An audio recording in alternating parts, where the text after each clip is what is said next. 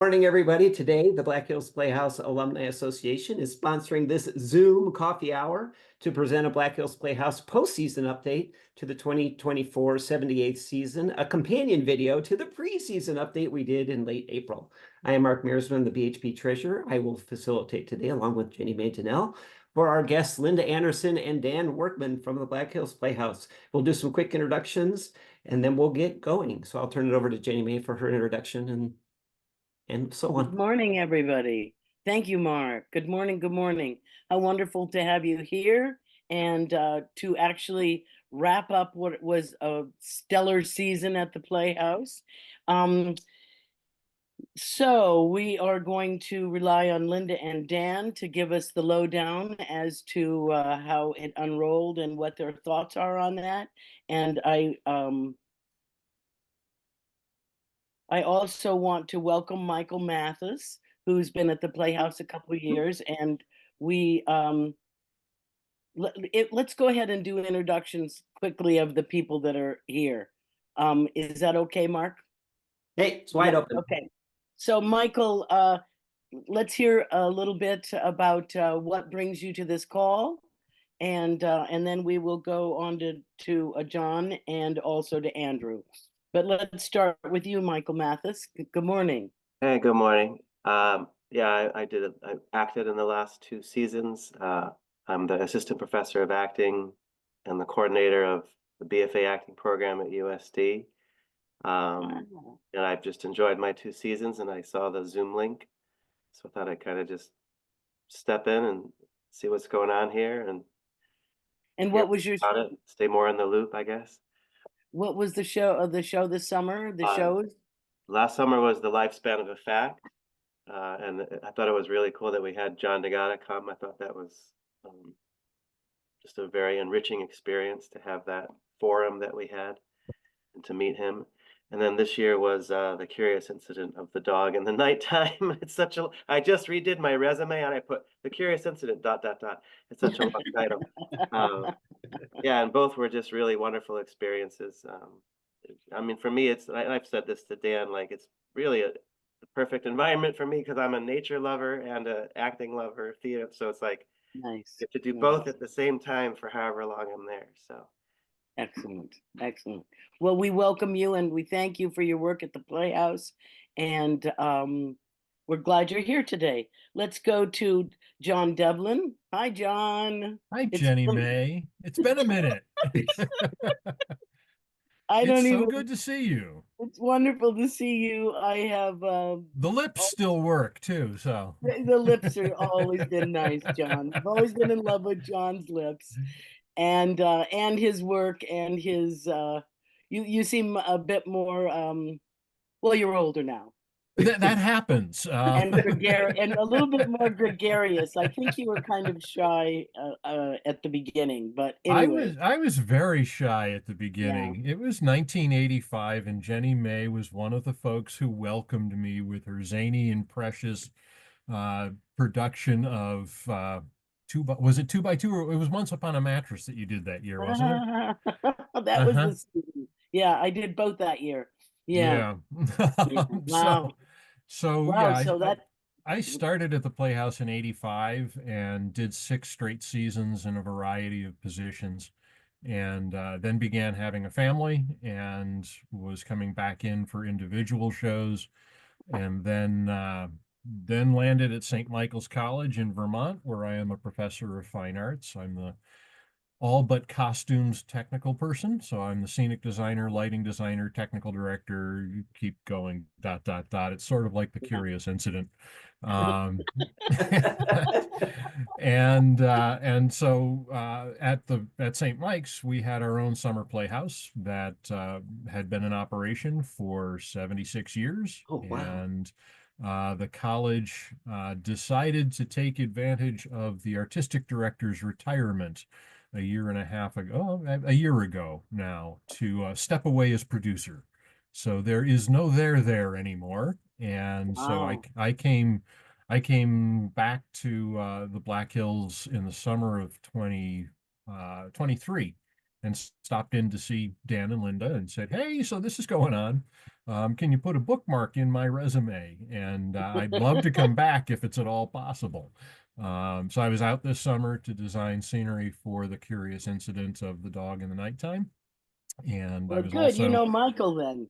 I do, and was also the technical director for the show. So Right. it was great fun and wonderful to be back in the hills. I still view the Black Hills as my first summer home. And here's Janet, another Hey, friend from Janet. 1985. Good. So that's me. All right. Well, excellent. Thank you. It's wonderful to have you here. And let us go to Andrew Wolven, who's here online with us. Let's get a little introduction from Andrew. Hello, I go way back. I was at the Playhouse 59 and 60, Warren Lee, Ebby Parks era. And I did everything, and I learned a lot about theater from my experience there, and I've always treasured that as I've gone through my life. I was a professor at the University of Maryland in the speech field, and I've always, though, kept my hand in theater. I've done a lot of work with a large church in the Washington area. And there used to be a whole group of Christians in theater arts group that did a lot of really interesting things with a lot of really terrific actors and people who were available to really buy into doing things in a very professional way. So I've always appreciated everything that I learned at the Playhouse and all of my connections with it. Excellent. And you're now retired. Welcome to retirement. Thank you. I'm still doing a lot of research, so I still have a lot of things going on, but yes, we're redoing our house at the moment. Oh, well, that'll take your time for That's sure. right. That's right. Yeah. Yeah. Thank you, Jenny. Yeah, welcome. I loved looking quickly at your resume. It said listening was one of your, Yeah. that's, well, I was like, wow, that's impressive. Anyway. Yeah, that's my research field, and I've done a lot of work in listening, and actually have continued to do so with some colleagues, even though I'm no longer teaching. I'm no longer teaching because the traffic situation in the Washington area, as Mark, I'm sure, can relate to, is just god awful. Yeah, yeah, you're lucky to make it through. That's Well, right. welcome. We Thank are you. so glad to have you here. And who else came? Is it Janet Brown? Yeah, Janet came on. Let's have Janet. Janet, good morning. Come and say hi a minute and give us your words of wisdom this morning before we start with Linda and Dan. Well, I can relate to Lawrence and Mark with the Washington, D.C. area because I used to teach for 2 weeks in August at Goucher College in Baltimore. And I always took my students into D.C. at least 4 times during those 2 weeks. And it was like, oh, 4 times in 2 weeks. It's only 20 miles. So that should take 20 minutes. Like, wrong. It takes an hour and a half. Oh, okay. I got it. Yeah. So I was at BHP from 71 to 78 or 7, and then again in 83 and 84. And John, it's so wonderful to see you. You know, I'm not on Facebook as much as I used to be, but I used to always love your entries into Facebook and you work with your students, and so it's really super to see you. And I am also trying to retire and not doing a very good job at it. So I just follow Linda Anderson around, do what she tells me, and that's about. I don't let her stop working. That's the problem. No rest for the weary. That's right. That's right. And I'm in Sioux Falls. I moved back to South Dakota 6 years ago. So after living in Seattle for 9 years, where I ran a national association. And so it's been nice to be back. It's been nice to be reconnected with the Playhouse and the folks here. And I'm so impressed with the education program that the Playhouse is doing. And so anyways, that's kind of me. Excellent. Thank you, Janet. Wonderful to have you here this morning as well. Yeah, All right. oh, well, I just want to say one more thing. So yesterday I Sure. attended, and maybe Linda's going to talk about this, the USD College of Fine Arts Hall of Fame inductions, and it was just Right. so, it's always so great to see all of the influence that the Black Hills Playhouse has had on not only the theater department, but the music department at USD, and Right, many of right. those inductees are alumni of both, and it's been really super to be Oh, involved. good. I'm glad you were there. Excellent. Yeah. Excellent. Excellent. Well, good. So we're coming to the part those whom we invited to speak about the summer, and that's Dan and Linda, and how you two want to go about this is up to you. So I think I'll hand it over to either one of you, and you can either or Do you want or to you. arm wrestle for it, Linda? Yeah. So, She's how not about if putting I her start, hand Linda? out. I'll take a little bit of a lead here, talk a little bit about the summer. So, Good. and just as a historical perspective, this was my 29th summer at the Black Hills Playhouse. Started Woo-hoo-hoo. in 1990 as an actor, and went, and then so out of those 35 years, I have been at the Playhouse 29 of those summers. So, Wow. and this was my 16th summer as the artistic director. So, Wow. I'm establishing quite a track record, I think. No kidding. But it's great to be a part of this, and I just wanted to. I'm going to start off with some numbers because I think that we had an excellent summer, and these are borne out by our numbers in terms of what we had this summer. So, we had great attendance all season long. We for the number of shows we had, we were at 84.29% capacity for the summer. Wow. Over the last few years, I mean, so like we were at 63% last year, 66% in 2022. So it was quite a jump. And we had a total attendance this summer of 15,113 people that came through the door. So it was a very good summer in terms of attendance and people getting those butts in those seats. Yay. Strong performance.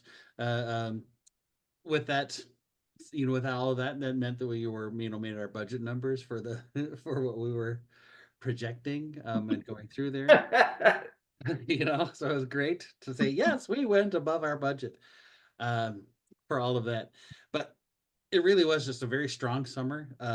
I was so surprised that Best Little Whorehouse in Texas was actually our strongest performer for the season. I was predicting Little Mermaid to be that show, and Best Little Whorehouse in Texas outdid it by about 200 seats. So Close, going there. Play That Goes Wrong was also also did very well, and as well as Curious Incident of the Dog and the Night Tame. They all performed at or above expectations for what we were projecting. And in a theater that seats 327 people, we had an average audience attendance over the summer of 270 per performance. So Wow. it Nice. always felt like a nice big house all summer long. So Nice. Wow. yeah, it was really great. I mean, it made the company feel good. It made less pressure on us when things went over budget in the scene shop. It felt I was like, oh, okay, we're all right. It provides that cushion, right? Or yes, provides a little bit of that cushion and takes a little bit of that pressure off the other fundraising. Hopefully, is what it does too. Sure.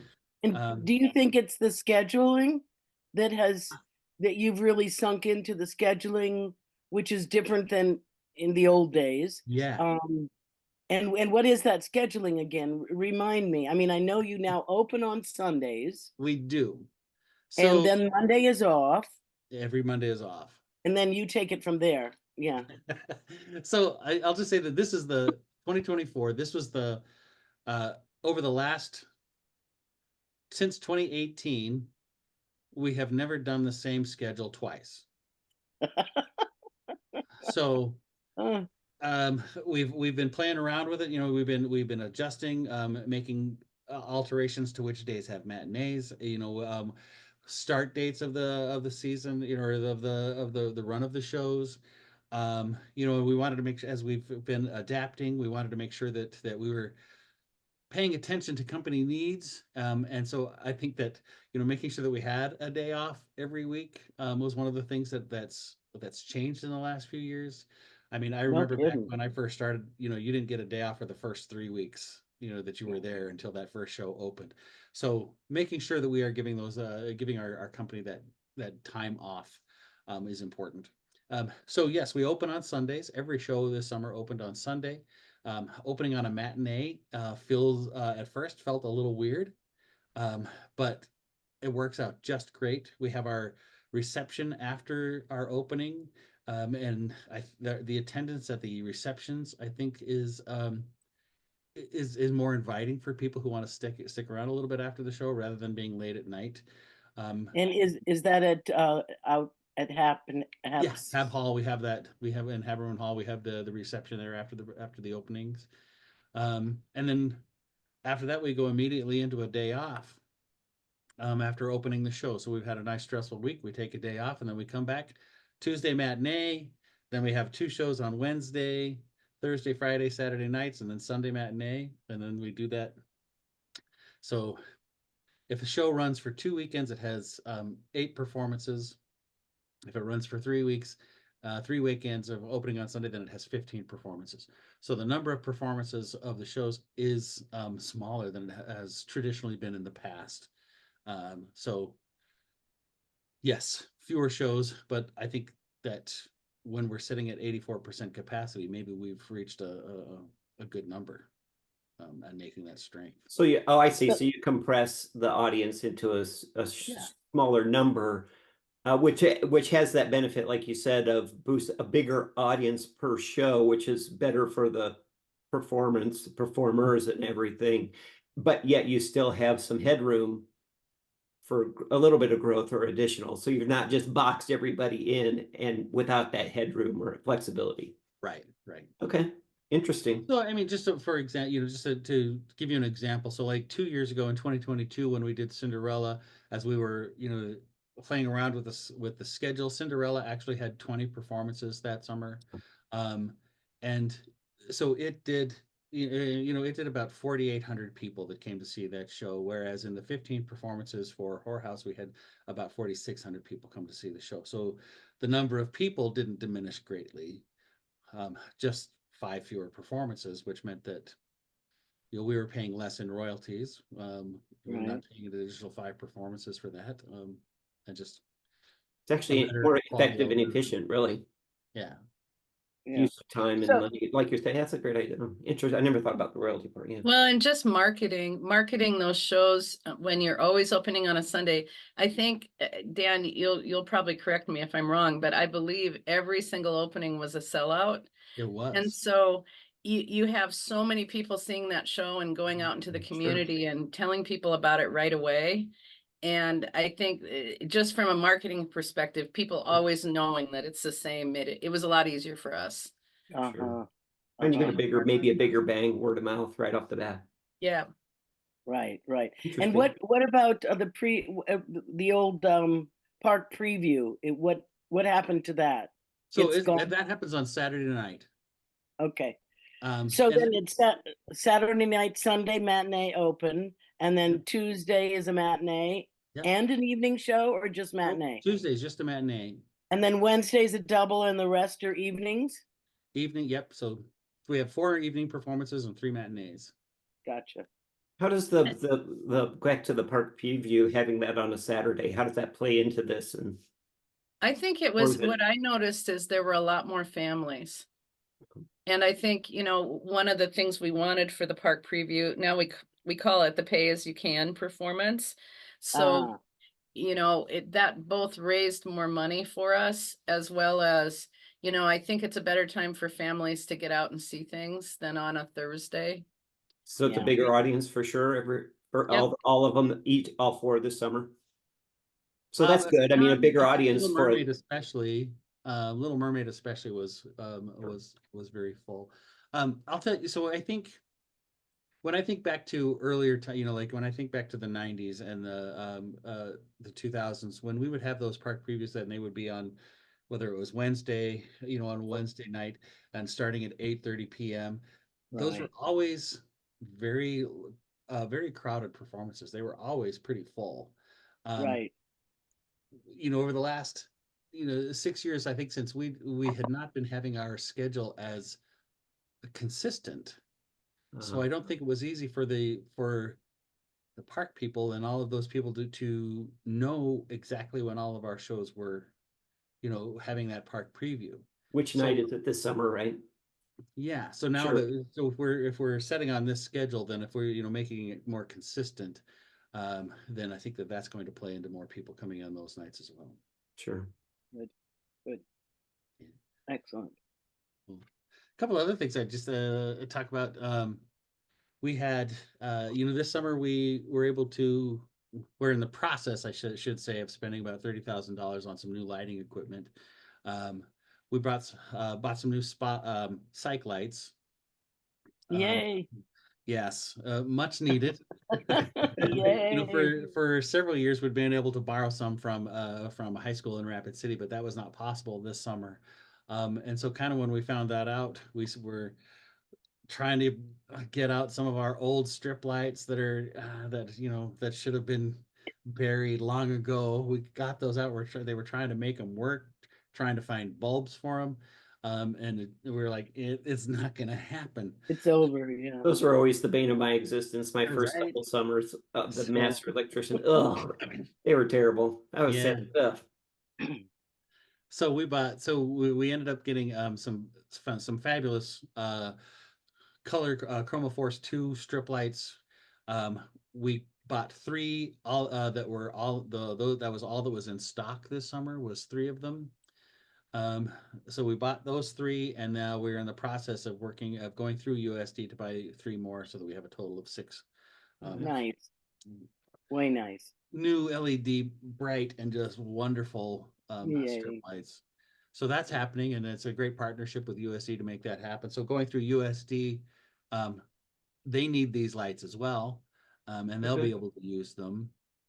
But then going through USD with the kind of a purchase with them, they'll be able to get these 3 without paying any sales tax on them. So that'll save us a little bit of money on the purchase price. Yeah, right. Yay. Yay, buddy. Love it when it works. Yeah, right. Yes. So that's great. And I think that was partly due to a gift that we received this year, that I was like, hey, can we spend some of that money on this aspect? But we had a great company this summer, a really strong performers. We also had an excellent team of designers. It was just really full of artistic vision this summer, and it was really just a good company that got along together well. Great, a lot of great interns, and then the extra mile awards at the end of the summer. We were able to hand out over $12,000 to those to some of those interns that are part of the company, and all well deserving to get these little extra funds that we were able to provide at the end of the summer. So it was really. And of course, Mark and Mayor provided this fantastic breakfast. They do Fair. that for the I'm just extra her, mile I'm just her awards. lackey. But DoorDash? I think Mark was so impressed with the enthusiasm of the company. Oh, yeah, I was just gonna say that, Linda. It was so fun. Last year was an interesting vibe and fun vibe than previous. I mean, not that they were negative, but it was just an extra above. But this year's was just off the chart. Just everybody's cheering for everybody who got an award. It was way beyond what had ever happened previously, and was so fun. Oh, it was a riot. I mean, it was really dramatically different than previous. Not to say that the other years, but the cheering for everybody was just kind of just in line with what you're saying about the company. Was just fantastic. It was so fun, and I love that. And then the events become even more and more fun over time, though. But yeah, one year we'll Thank get you her for back. Thanks for doing that, Mark, it's fun. Mayor. That's fabulous. And can we just put a pin in or talk a moment about what the intern program really is? Will someone talk about how the intern program Sure. works? Yeah, so I mean, so it's and the intern, we call them part of the intern company. Anybody who is for their first couple of years that is either still in school or just graduated, is I make them the offer of being part of the intern company, whether they're acting interns or whether they're in the shops. So we're bringing them in. We're offering them, they all get $250 a week plus our room and board, and coming in there, they're getting the opportunity to work with all of these people from across the country. This summer, I think we had 23 states and 2 countries outside of the U.S. that were represented by our, by the company members. And yeah, how many interns? A few. I don't remember. I'd have to find my numbers and see. I think maybe 16. I think it's probably more than that when you include the Customer. shops, the technical staff. Yeah. I think it's probably How has closer that to fluctuated over the years? I 25 mean, is that 2,500. grown or is it kind of steady or? It Is really that- kind of depends on the summer, Mark. Oh, it flexes to the summer, how it tees How up. casting, some of that flexes out to how casting needs to play out. It's In not, terms you're of not what number of- designating these many slots. You're really predicating it on the origin or the situation of the company member. I'll say that the makeup of the company is usually quite usually about the same percentage breakout. So a company is usually about 40% who are current or just graduated students. So they are considered part of the intern company. There's about 30% that are professors from across the U.S. and then about 30% that are freelance artists that are working, that we're hiring as as artists. Interesting. So and that's been consistent for a while. It's usually right about that breakdown. I don't know if we've ever talked about that stat. I'm not sure. Interesting. Maybe I didn't dawn on me here. I didn't catch that. Mark, I'm glad you brought that up. Sorry. Because I do think we're seeing some pressure, from people who can't afford to be interns. Sure. And, it's not like the old days, they can't afford to take credit either. Right. And so, because the cost of higher ed have gone up so much. So it's different in that case. And, so we're looking at, how can we travel, for example, is just, you've got some of those interns that their first 3 weeks of travel, just getting there is eaten up by travel. And so, it's a nightmare. Yeah, we've been steadily trying to give more stipends for travel when people are really far away.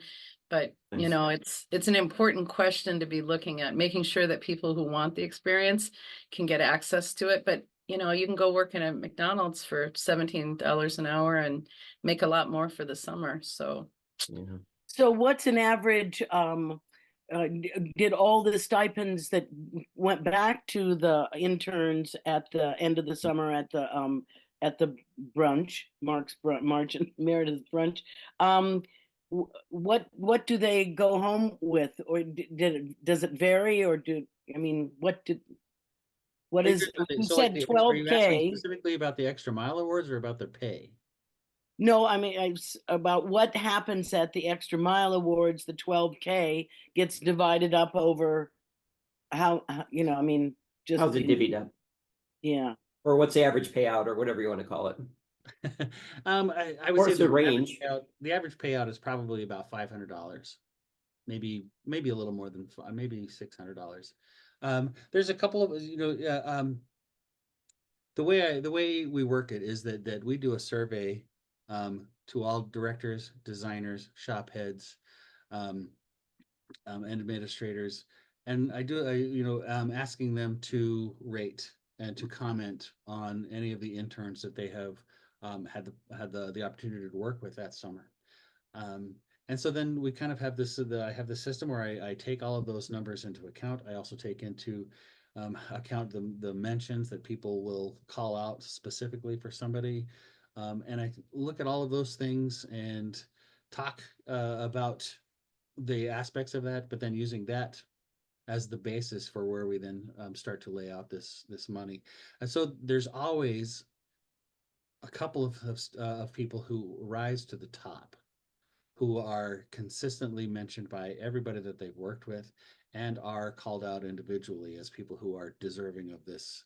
So those students generally go home with closer to about $1,000 for each of them. Oh, interesting. So it's a nice little bonus at the there. Oh, yeah. And then I think the smallest award that we gave out was just under $400. Yeah. And of course, those are all governed because those are designated funds by the donors. And so, some are given for, different things. And so, oh, bye, Jenny Mae. We have lost her. Hopefully she'll come back on in a second. Yeah. No. But Yeah. so if the donors, if they wanted to give to tech, like the John Wiley Fund, it goes to tech. And if they're usually the Warren M. Lee is one of the bigger awards. Because it also has more money. So and then a couple of them are also designated specifically for USD students. Yeah, so we match that puzzle. Gotcha. Well, I was relying on Jenny Mae. She was one with all the questions.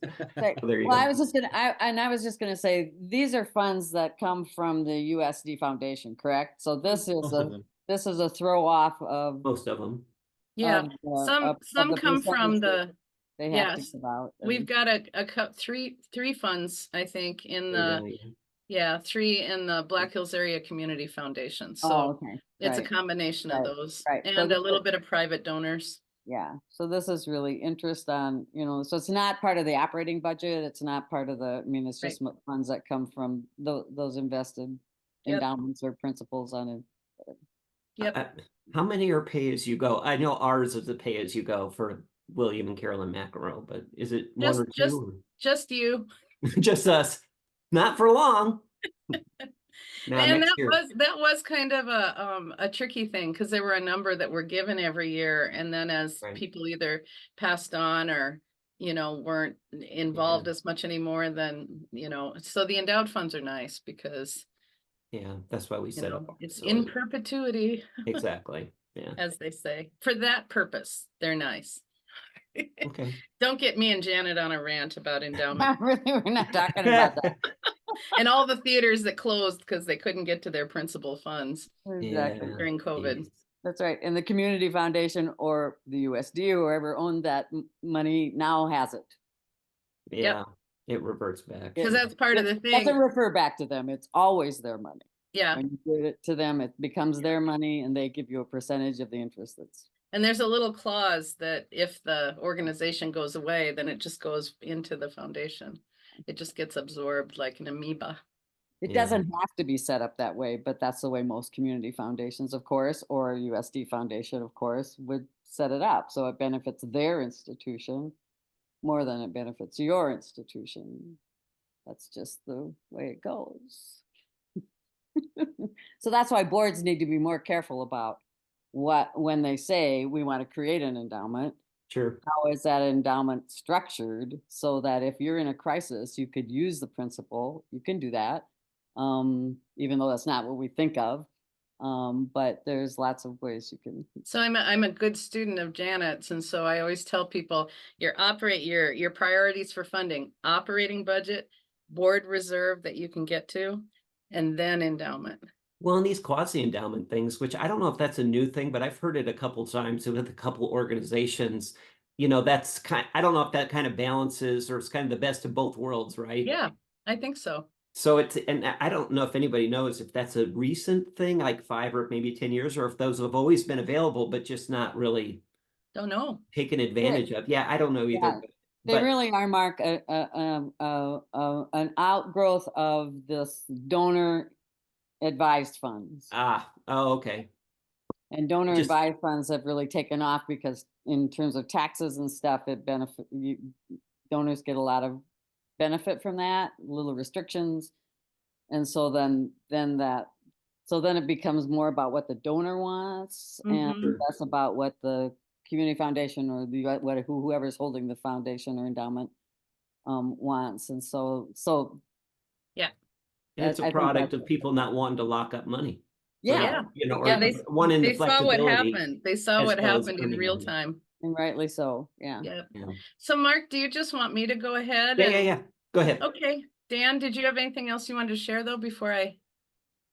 Nothing to spring to the top of my head. Okay. Hey, so first of all, I want to thank Dan Workman for being a fantastic artistic director. You know, he does such a great job. And you know, when you talk about 16 years of work as an artistic director, I think there are probably not many out there that have done that much time. And I always appreciate Dan and the way that he budgets. He's just an excellent budgeter, even when it's hard. You know, he doesn't shrink away from it. And I also think he's just inspirational to his companies.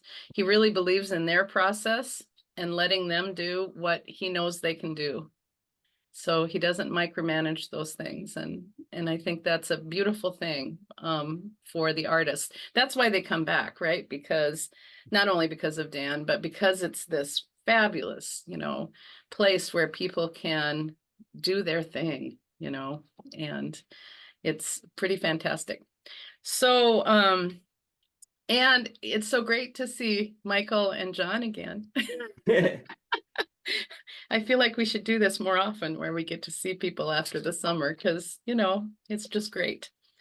So anyway, so I have a little story to tell, and so it starts with COVID, and you know, man, what a shock to a theater system COVID was, right? I mean, it was just awful, and it wasn't, of course, just the Black Hills Playhouse, but it was our education programs. And you know, I often tell people in presentations that I never imagined a situation where all of our income, our earned income, would dry up in just one poof.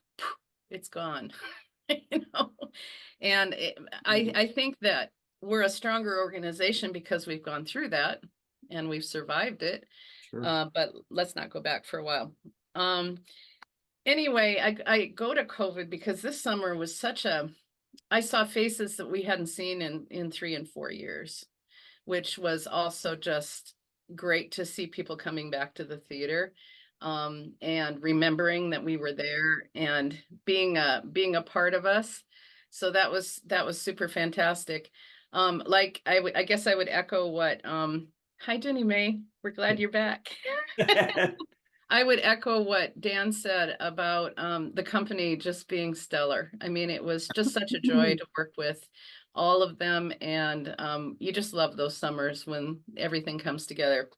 But anyway, so the story goes like this: COVID. I get super cautious and really wondering, oh my God, you know, what can we do with our future? Where's theater going? You know, all those questions that we all have, I think. Sure. And this summer just gave me an incredible amount of faith. But the other thing that happened is we received a large planned gift from a woman's estate planning. And I can tell you that, you know, I haven't in my career as an administrator over the past 20 some years, I haven't seen all that many large planned gifts come into the places. And now I'm devoted to getting a whole bunch of them because this person, you know, left us a large cash gift that was unrestricted. Unrestricted, remember that word when you win the lottery. Black Hills Playhouse unrestricted donation. You get to do an effort. Yes, you can do whatever needs totally. to be done with it. And then also a large endowment gift with the University of South Dakota. So this gift was just under $1 million for us. And so that was happening concurrently with something else that was happening with the Department of Game, Fish and Parks, so the Department of Game, Fish and Parks, they are our lease, you know, we have a lease with the South Dakota Department of Game, Fish and Parks. Landlord, maybe? Yeah, and for 14 years, I've been working with them to try to loosen up our lease requirements because they're somewhat restrictive. Just as a geeky reminder, 5% of the operating budget of the Black Hills Playhouse campus needs to go to improvements every year. And it's a very cut and dried policy, which means that when you do siding and insulation that 5% is usually between $30,000 and $35,000 a year worth of improvements and maintenance that need to happen. But some years when you do something like, let's say, siding and insulation, and it's a $250,000 project, there's no relief in the fundraising. You have to go right back in and do that 5% the next year, which we've done just under $2 million worth of improvements. And so we've always exceeded the lease, but it's somewhat exhausting for the fundraisers and for the company, just keeping up with that. Anyway, so the way this fits into this large gift story is that I have to not ramble and get to it, but is that the department, we're trying to do some lease negotiation, and the department approached us for the first time ever and said, let's do a cooperative, before we'll renegotiate the lease, let's do a cooperative building condition report. And that would be hiring an engineer that would, an engineering firm that would go, or an architectural firm, and they would assess the condition of the report. And their stated goal was that that it would give us a plan for 15 years where we could think about what the priorities were for 15 years.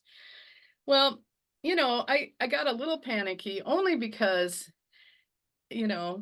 like, all of our dorms are not ADA compliant. We've done a lot of work on the campus, but those older buildings are not compliant in a lot of ways. Fire safety codes, electrical codes, plumbing, everything has changed, as you can imagine, since the 1970s when those buildings were put in place. Not to mention the 1950s when the theater was built, and then 1934 when the snack bar was built. Things are different now, right?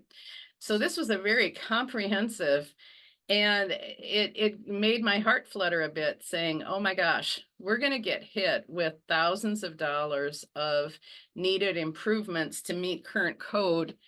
And I was immediately a little afraid and depressed because, that was just talking about the existing buildings.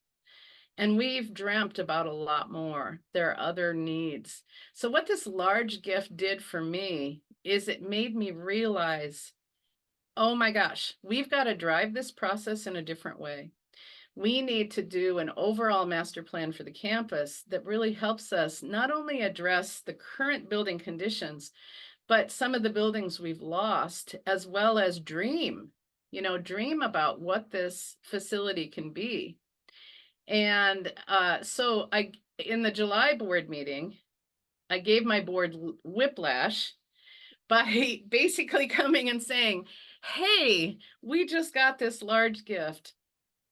And I think we need to be bold, and we need to get out there and do a master plan, and let the master plan with our dreams included, which includes artistic information, the kinds of equipment we need and all kinds of things, and not let this building condition report drive us for the next 15 years.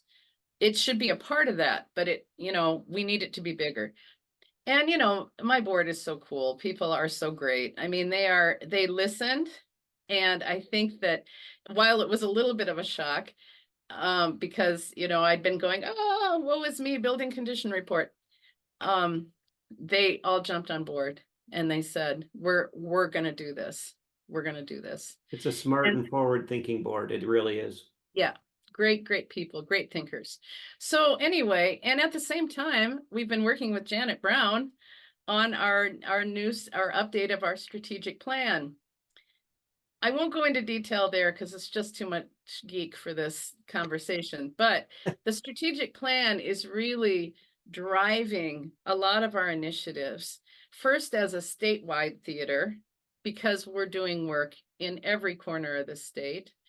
And the second thing is that that strategic plan is driving things like diversity and making sure that we have accessible facilities and all those things that are really important. So, you know, I said to the board, what would it look like if we were the most accessible theater? Not only from a standpoint of the physical, you know, getting in the door and having artists that have disabilities be able to go backstage and having housing and all those kinds of things, but what would it look like if we were just this welcoming, amazing place for all kinds of people, right? So anyway, board, they said they gave me permission to go out and do some searching about architectural committees and architects, actually.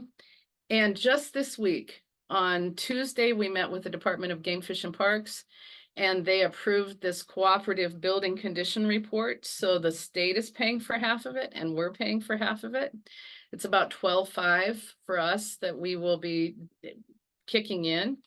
But that will also be folded into the master planning, and the architectural contract is also approved for another $30,000, right? So anyway, it's about a $44,000 commitment to do a master plan. So what you're going to hear from us in the next few months are these stakeholder meetings where people will be invited to come and talk about the needs, and we'll be doing some surveys as well. And so what are some of the things that we're hoping to do with this? One of the things is we'd like to build a new rehearsal hall that mimics the stage, that has the same size as the stage. So it's not such a huge transition for tech and for the actors as they get onto the stage. But we're thinking of it as a production complex. So possibly taking the production and electrics offices out of the theater and putting them into this other space. Sure. And then, because we know there's some accessibility issues that need to be upgraded in the theater. So anyway, we're going to talk about those ideas. We've talked about a better education space for our scenic paint and who am I forgetting? Props. And so, you know, just ballpark, we're thinking of adding on to the scene shop. So the scene shop would become the paint shop. We'd install water there, and then there'd be a scene shop and a construction area for props. And so that building would just go up that side next to the snack bar. But it would be a modern, air-conditioned facility that so you don't have to run over to the costume shop and get cool, right? Helpful in July. Right. But how fantastic would that be, right? We've talked about the possibility of doing a multi-use facility that would go across from the snack bar, that would actually be an upgraded, accessible snack bar, but also have some large meeting space. So when our camp kids come over or we have big groups, we have a landing spot for those. We've talked about another housing unit that would have accessible spaces. Sure. And spaces for guest artists, because we're just that puzzle. I mean, I commend Dan for making it work every year, but some of our final decisions are always made by our capacity to house instead of the creative needs. And so, you know, we've talked about that. Anyway, these are, we've talked about removing the current prop shops to another location and developing a handicapped accessible walkway that goes through the campus. So, you know, right where those prop shops are is some of the most beautiful creekside spaces, Right. you know, so having a walking area and a driving area for, you know, wheelchairs and things that would go that way. Anyway, so these are just a few of the dreams that we have, and we're going to hear a lot more. But the idea is that this contract would wrap up in the spring, early summer, and so we'll be able to report back. And then I met with well, maybe I'll leave that for the last. Let's see, we've got 6 minutes. So we've made this decision. So how this all fits together is, you know, again, this large gift has made a lot of this possible. Sure. It's the time to be bold. We have strong leadership. We have just an incredible team of people that work with us all year round. A great and reliable board. People are so engaged, and I'm so looking forward to doing this project. Our partnership with the USD College of Fine Arts is flourishing. And matter of fact, we won't talk very much about this, but my position will be changing from a position of, right now I'm a non-faculty exempt position to, I will be changed magically with a magic wand into a faculty position as a professor of practice. And so anyway, don't know what that all means, but there you go, whatever. No, that's a good thing. Good discussion about that. Right. That's positive. Our That's strategic plan is coming together just at the right time, thanks to Janet and her brilliance. And we've just had such great discussions about how that's working. We have a branding study in the works that's looking at how we're going to market ourselves for the future. One of the ways we're going to be doing that is through taking on a doing business as for the umbrella of us as Theater 605, which will be a new name. The Black Hills Playhouse will be the Black Hills Playhouse, but it'll be a division of Theater 605, just to address our statewide presence in a different way. Let's see, our education programs are just doing incredible work. You know, we have been in some of the craziest places, you know. At the last Zoom, you guys heard more about that, but places like Dewey, South Dakota and Bullhead, South Dakota. I always talk about Bullhead because Bullhead, South Dakota is a population of 343 people, half of which are under the age of 18. Oh my gosh, half. Yeah. And they don't get arts opportunities very often unless people like us bring them. Right. And so that's the kind of work that we can be so proud about, and all the people with disabilities. I just really look forward to a day that we've developed these people with disabilities as performers and they can come out to the Playhouse and actually perform on our stage. Wouldn't that be fantastic? The physical plant is in excellent shape. And Jeff and Cassie in our office and me, we work really hard, and we've got a really strong plan for increasing prosperity for the Playhouse. So part of this fundraising will be not only the physical plant work that will happen on the Playhouse campus, but what are the needs in Eastern South Dakota as well for our education, because we need more space there. What are we going to do about that?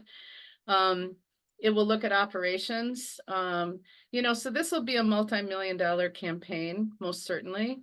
And I guess we'll let you know how much all of this and what the board's willing to take on. Exciting. In the future. So anyway, with that, just be excited. And met a few weeks ago, or was it just a week ago, with Jenny May and Mark? I don't know what day it is. Was it Sunday? But, yeah, it was Sunday. a week ago. Yeah. But we talked about the 80th season, which is different than the Playhouse was started in 1946, but the 80th season is 2026. And so that's when the next big reunion will be, and it'll be July 24th, 25th, and 26th. So mark that on your calendar. Yesterday at the Hall of Fame Awards, people were very there were a couple of Black Hills Playhouse alums and older alums, and they really, they need to get this information because they're very, very, very, very, oh, thank you, John. They're very, very, very anxious to get together. So that was good news, I thought. Oh, good, good, good. So anyway, okay, we got to get the save the date out there. 10:59, we have just 1 minute. Well, yes, is there any questions or comments from anybody? We don't have to, I do have a comment. I'm going to make a comment. This came up in Linda will know what this is. Jenny May, you're muted too, in case you want to talk. So, you know, about the Playhouse proper, there was a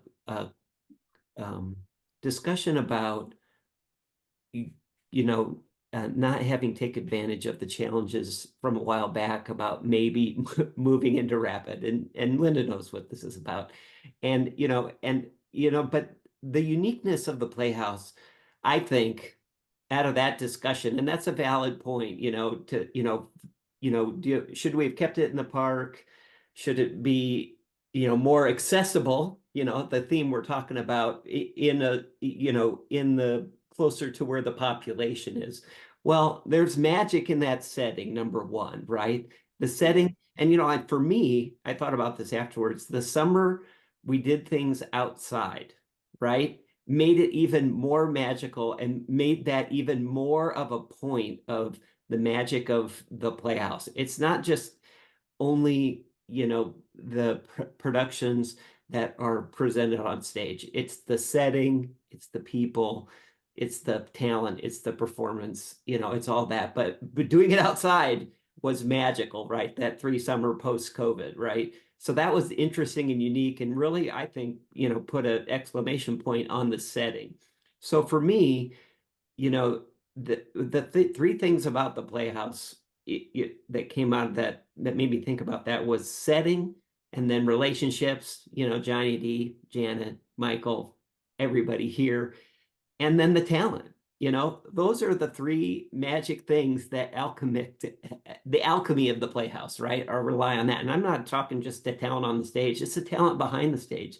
Linda, your staff, the admin, the customer service, the interns, the technical, and the acting. It's all that talent. And, I look back and go, well, geez, that helped me out and helps everybody out, and it just so happens the icing on the cake is the setting and the relationships, in addition to the work. So just a comment that, you can't, and, Johnny D kind of mentioned it at the beginning a little bit, coming back. That's why people come back for those. I think they come back for those three things: talent, relationships, and setting. And it's a great time for the Playhouse. That's excellent. Thank you, Mark. Sure. Andrew, do you have a comment? And He had to Michael? drop off. Andrew dropped off. Oh, okay. So Michael, do you have a comment or a question? No, it's really inspiring to hear all this. I'm sure, like you said, you have great thinkers on the board, but there's a company that comes to mind that has a lot of parallels. Is Shakespeare and Company in Massachusetts. I don't know if anybody's ever reached out to them, because they have a campus-like setting too. Oh, interesting. Not quite in the woods, but like in a really small town in Massachusetts. They have dorms, but over the years, they've really grown, just wonderfully with their structures. I don't know how their dorms are doing, because I haven't been there in about 15 years, but they might be someone to, again, that is not my area of expertise, but in many ways, there's parallels between them. And they're called what, Michael? Shakespeare and Company. It's where Kristen Linklater and Tina Packer. Gotcha. Dennis Krosnick. Tina Packer is still, well, she's yeah. the director emeritus now. Is that how you say it? Emeritus. Emeritus. And it's a similar vibe. Like, oh, one thing that they do that the BHP doesn't do, at least to the extent, is they used to have 2 intensives a year training, but it's pretty much just Shakespeare. But I went to 3 of those, and it was the same thing. That's you lived in the dorms, you came and ate meals communally, and you just worked on Shakespeare all day. And there is something about the communal living that I think is a really cool thing to experience, probably at any age, really. So I just want to commend you all for starting to think forward as to how everything can expand and become more accessible and keep growing. That's great. Excellent. And Janet, do you have a comment to or a question as well? I know you talk all the time with Linda and stuff, but is there anything you'd like to bring forward at this point? I just want to say that without Linda, none of this would have happened. It's a good thing to say. So, right person at the right time. Right. And Dan, we have to have a product. We have to have a product to sell, and we have a good product to sell, and we have a good salesperson to put the business end together. And those are the 2 things but the also is that, we all know that we've been in situations in our life where the stars just align, right? We finally have a friend as a dean at the College of Fine Arts at USD. Bruce Kelly is so supportive of Linda, and that's why one of the reasons she's getting this change is so that she can get more money. right? Not necessarily do more work and get more money. And he figured out the system to do that. The other is that finally Kessler State Park and the state, wildlife and whatever they are, Fish and Parks. Game Fish and Parks Department, right? It's GFP. not like I haven't dealt with them all my damn life. So Game Fish and Parks people are all in place, partially, I think, because we finally put somebody on the board. Now they know us, whatever. And now Jeff Van Meter, who is the head of the whole place, is coming to Linda saying, we need to, we could do that. We can do that. We can do that. I mean, he can do it, right? So we've got those relationships, and like you said, Mark. Anyway, all of that takes strategic thinking and planning and a willingness to not just throw up your hands and call people, names, right? Right. Which we all Go the like extra mile. We'd all like to do it, but to go the extra mile, to keep smiling and say, "Oh yeah, we can do that." Oh, okay. Oh yeah, we can do that. And then finally you come to trust each other, and then people say, "Well, you don't need to do that because we can do that for you." It's like, Right. oh my God. Partnerships, Anyway, positive relationships. You yeah. bet. So kudos to Dan and to Linda, because this is the team that it's taken 14 years. It's taken 30, how many years, Dan? 39 years. It takes a long time. These things take a long time. Yeah, it's complicated. But the Playhouse is now in a position to, the stars have aligned. It's a great possibilities for the future. Great comment. That's a great, just stars have aligned. Exactly. Wonderful. Right. And thank you for That your could be a input. logo for a No, campaign. exactly. That's why I just pulled Write that out. down. We'll quote you, Janet. Thank you No, so don't. Thank you for all your work and helping guide. Dan and I almost said Dan and Deb. Dan and Linda. I answer to anything. Yeah. I will never answer for Deb. Good Don't touch that thinking, bird. Dan. Wise man. Wise man. Yeah. You want to wrap us up, Jenny Mae? Well, unless anybody else has anything to say, we'd like to say this is so encouraging. I was still vibing from our talk last week, Linda, about how actually, and to quote Janet, that the stars have aligned for the BHP, and it does take a long time. And what a brilliant star it is in South Dakota's ability to have a working, living theater. And thank you all. And until next time, thank you. Thank you, Jenny Mae. Thanks, Linda. Thanks, Janet. So nice Thanks, to see Michael. everyone. Good to see everybody. We'll get this out there on YouTube. Take care.